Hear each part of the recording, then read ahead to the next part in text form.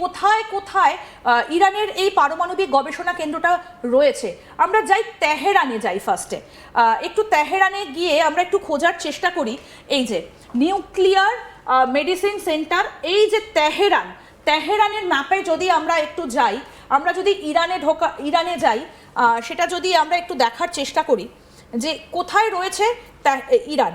এই যে এই হচ্ছে ইরান, তেহরান রয়েছে ওপরের দিকে। আমরা যদি দেখি এই হচ্ছে তেহরান, এখানে রয়েছে নিউক্লিয়ার গবেষণা কেন্দ্র, এখানে হয়, এবং এখান থেকে খুব কাছেই রয়েছে এই যে আরেকটু যদি আমরা ওপরের দিকে উঠি, মানে তেহরান কেন্দ্রিক এই জায়গাগুলোতে রয়েছে নাতাঞ্জ এবং ফোর্ডো, আর নিচের দিকে রয়েছে বুশের। আমরা যদি আসি, যদি দেখি এই হচ্ছে বুশেরটা হচ্ছে একদম এই স্ট্রেট অফ হরমুজ, খার্গ আইল্যান্ড, তার কাছাকাছি হচ্ছে এই বুশের। এবার যেটা সব থেকে গুরুত্বপূর্ণ যে জায়গাটা, সেটা হচ্ছে এই যে পিক্যাক্স মাউন্টেন। এবার প্রশ্নটা হচ্ছে স্যার যেটা, এটাকে কি আদৌ আমেরিকার পক্ষে বাংকার ব্লাস্টার দিয়ে শেষ করে দেওয়া সম্ভব? দেখো, আমেরিকার কাছে কিন্তু নানা ধরনের বাংকার ব্লাস্টিংয়ের ওয়েপন সিস্টেম আছে, মিউনিশন যাকে বলি আমরা। তার মধ্যে সবথেকে পাওয়ারফুল যে বাংকার ব্লাস্টার সিস্টেমটা আছে, সেটা আগে যেমন আমরা বললাম যে সেটা 200 ফিট বা 20 ফিট কংক্রিট ছাড়া ভেতরে ঢুকতে পারে না। তার মানে এটা ব্লাস্ট করার জন্য আমেরিকার কাছে কিন্তু আরেকটা বাংকার, মানে যেটা অত্যন্ত গোপনীয় এক অস্ত্র, সেটা হচ্ছে নিউক্লিয়ার ওয়ারহেড বাংকার ব্লাস্টার। সেই নিউক্লিয়ার ওয়ারহেড বাংকার ব্লাস্টার দিয়ে যদি এটাকে মারা হয়, তাহলে কিন্তু এটা ডিস্ট্রয় করা সম্ভব। কিন্তু সেই নিউক্লিয়ার বাংকার ব্লাস্টার মিউটেশনটাকে ড্রপ করার জন্য সেখানে আমেরিকাকে B-2 স্টেলথ বম্বার ইউজ করতে হবে, যেটা বাদুরের মতো দেখতে বম্বার, সেটা ইউজ করতে হবে। আর অনেক হাইট থেকে এই নিউক্লিয়ার ওয়ারহেড বাংকার ব্লাস্টারকে ড্রপ করে দিতে হবে। আর এই ওয়ারহেডের মধ্যে, এই বাংকার ব্লাস্টারের মিউনিশনের মধ্যে একটা গাইডেন্স সিস্টেম থাকে।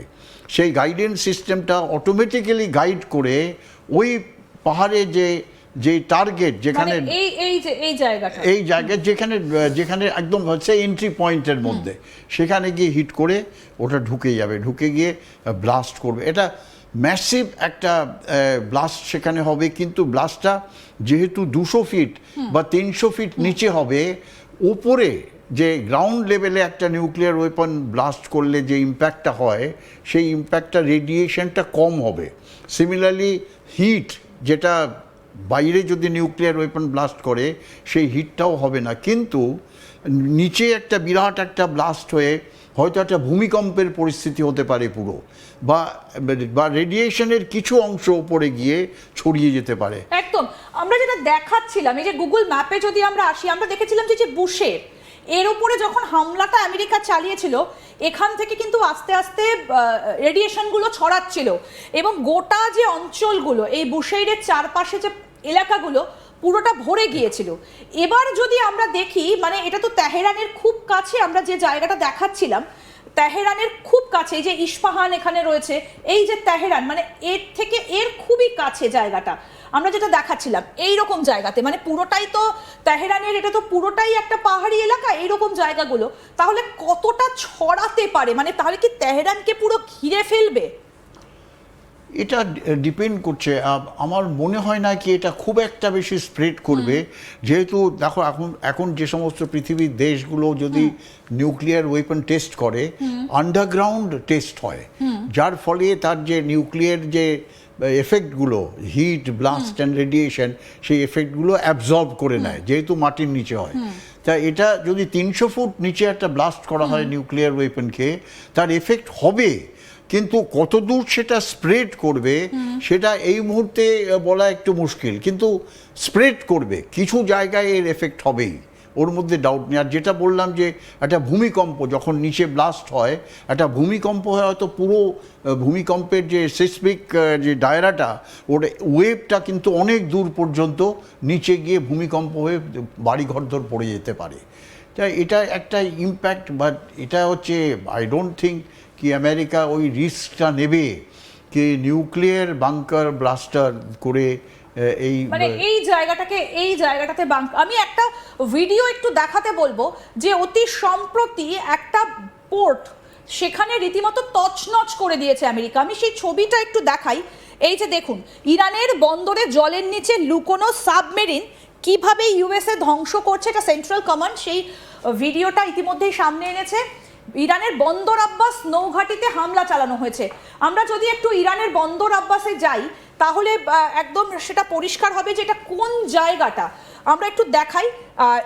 এই যে বন্দর আব্বাস এইখানটাতে, মানে এটা একেবারে এই যে একেবারে ধার ঘেঁষা, মানে হরমুজ ঘেঁষা এই জায়গাটাতে এই বন্দর আব্বাস, এখানে এই হামলাটা চালানো হয়েছে। এই হচ্ছে বন্দর আব্বাস, এই যে রাস্তা ঠিক তার পাশে এই যে স্ট্রেট অফ হরমুজ, এই যে পার্সিয়ান গালফ, ঠিক তার পাশেই বন্দর আব্বাসের জলের তলায় যে ছবিটা দেখাচ্ছিলাম, আরেকবার ছবিটা একটু দেখাতে বলবো যে জায়গাটা বন্দর আব্বাস, যে জায়গাটাতে একেবারে হামলা চালানো হয়েছে।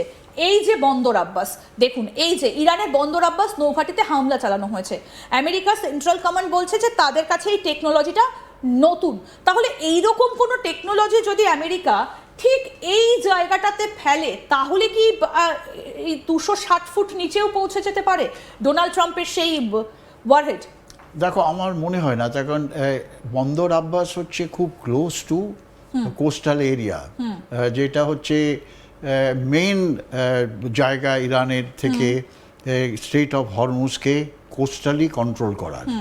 আর এই যে স্ট্রাইকটা যেটা এখন হলো, যে ফোর্থ ফেজে যে স্ট্রাইক আমেরিকা করলো, মেইনলি এর উদ্দেশ্য হচ্ছে কোস্টাল এরিয়ার যে ডিফেন্স, যেটা স্ট্রেট অফ হরমুজকে ডমিনেট করে ইরান, সেই ডিফেন্সগুলোকে নিউট্রালাইজ করা।